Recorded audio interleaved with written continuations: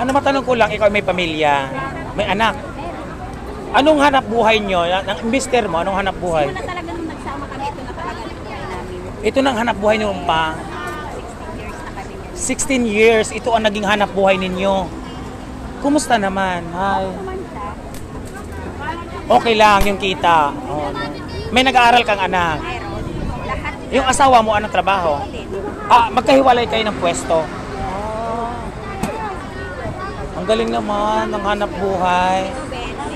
So mag-asawa sila, tagi-isa kayong pwesto.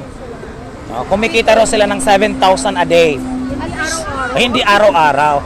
Pero para marami kayong ma-inspired na yung mga nag-uumpisa sa ganitong business, no?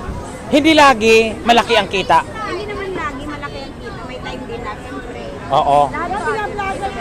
So, kahit alin na sikat ka na. So sa mga gusto makatikim ng chicken balls, no, sa mahilig na ganitong klaseng pagkain, palatandaan na naririto na kayo sa kanyang business ay paglabas mo na sa pinto ng simbahan, ito ang una nyo makikita dito. Oh. Ay sa lahat ng mga nagsisimba sa Quiapo, no, sa Quiapo Church, bilhan nyo si ate dito ng kanyang paninda para malaking tulong na rin sa kanyang pamilya. Ano pangalan mo, te? Cellphone. Oh, ayan. Ilan ang anak mo? Ako, marami po. Marami. Ani, mga anak ko, madami. Anim ang anak mo. Nabubuhay yun, yung mga anak mo na yun na anim na dahil lang sa ganitong hanap buhay or business.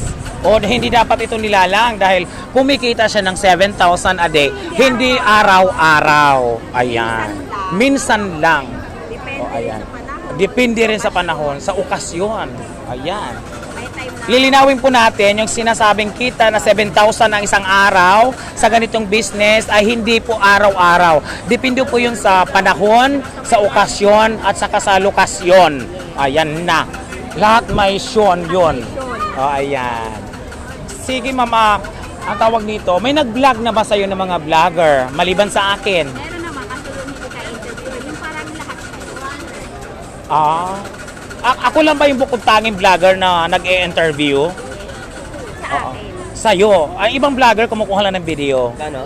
Oo. Gano? Ito, Ben. Kasi ang linya talaga, ang linya ng vlog ko is mag-interview para naman yung makakapanood ng video mai-inspire sa kwento ng naghahanap buhay. So sa kwento mo, dalawa kayong mag-asawa ang naghahanap buhay ng ganito, binubuhay nyo ang iyong pamilya sa pamamagitan ng ganitong hanap buhay. Maraming mga ang tawag dito mag-partner, mag-asawa na mai-inspired sa inyo, di ba? Kasi kaya nyo buhayin yung 7 anak sa ganito lamang hanap buhay. O 6 pala. Oo. So bali 8 kayo sa isang pamilya. Oo, tas ganitong hanap buhay ay masaya sila at nakakaraos sa araw-araw dito. Araw-araw, pwede na rin. Sige na, manawagan ka sa vlog ko na dayuhin ka, puntahan ka ng mga makakapanood ng video na to. Saan exact na location? Anong oras ka nagbubukas? Ay, ang gaganda pala ng mga anak niya. Mukhang hindi naman naghihirap. Oo. Ayan, umuulan na. Sumilong kayo. Sa ganitong pwesto na payong lang yung sinisilungan mo, paano kung malakas yung hangin at ulan? Wala, basta ito lang talaga yung ano natin. Ayan o, malakas yung ulan.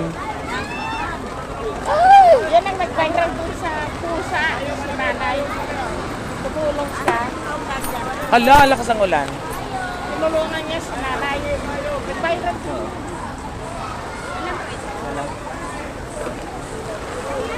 Ano po bang ano? Efrem Villegas channel at saka Efrem Villegas. Efren? Efrem Villegas. Saka Efrem Villegas channel, dalawa. Mamaya ito, ano ko sa yung Facebook.